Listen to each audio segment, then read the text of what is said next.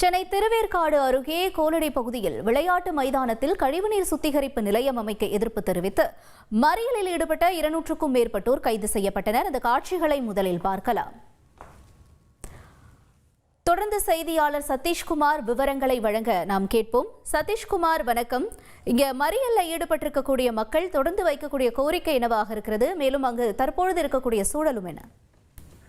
நகராட்சி நிர்வாகம் மற்றும் குடிநீர் வழங்கல் துறை சார்பில் ஒருங்கிணைந்த பாதாள சாக்கடை திட்டம், அதாவது பூந்தமல்லி, மாங்காடு, திருவேற்காடு 3 நகராட்சிகள் மற்றும் 10 ஊராட்சிகளை இணைத்து ஒருங்கிணைந்த பாதாள சாக்கடை திட்டத்தை செயல்படுத்த முடிவு செய்யப்பட்டுள்ளது. அதற்கான சேகரிக்கப்படும் கழிவுநீரானது திருவேற்காடு நகராட்சிக்கு உட்பட்ட கோலடி பகுதியில் மொத்தமாக கொண்டு வந்து அங்கு கழிவுநீர் சுத்திகரிப்பு நிலையம் அமைப்பதற்கு இடம் தேர்வு செய்யப்பட்டது. இந்த நிலையில் அந்த இடத்தை தேர்வு செய்யும் நிலையில் அந்த பகுதியை இளைஞர்கள் விளையாட்டு மைதானமாக பயன்படுத்தி வருவதாகவும் அதனை கழிவுநீர் சுத்திகரிப்பு நிலையம் அமைக்கக்கூடாது என அந்த பகுதி மக்கள் ஏற்கனவே நகராட்சி அலுவலகத்தை முற்றுகையிட்டு மனு அளிக்கும் போராட்டத்தில் ஈடுபட்டனர். தற்போது இன்றைய தினத்தில் அந்த இடத்தை கையகப்படுத்தி காம்பவுண்ட் அமைப்பதற்காக நகராட்சி அதிகாரிகள் வந்த நிலையில் அதற்கு எதிர்ப்பு தெரிவித்து அந்த பகுதியைச் சேர்ந்த 300க்கும் மேற்பட்ட பொதுமக்கள் கருப்பு கொடிகளை கையில் ஏந்தியவாறு அந்த ஆர்ப்பாட்டத்தில் ஈடுபட்டனர். இதையடுத்து அங்கு பலத்த போலீஸ் பாதுகாப்பு போட்ட நிலையில் ஆர்ப்பாட்டத்தில் ஈடுபட்ட பொதுமக்களை கலந்து செல்லுமாறு கூறினால் அவர்கள் இருப்பினும் அந்த விளையாட்டு மைதானத்தை கழிவுநீர் சுத்திகரிப்பு நிலையமாக அமைக்கக்கூடாது என எதிர்ப்பு தெரிவித்து தொடர்ந்து போராட்டத்தில் ஈடுபட்டு வந்தனர்.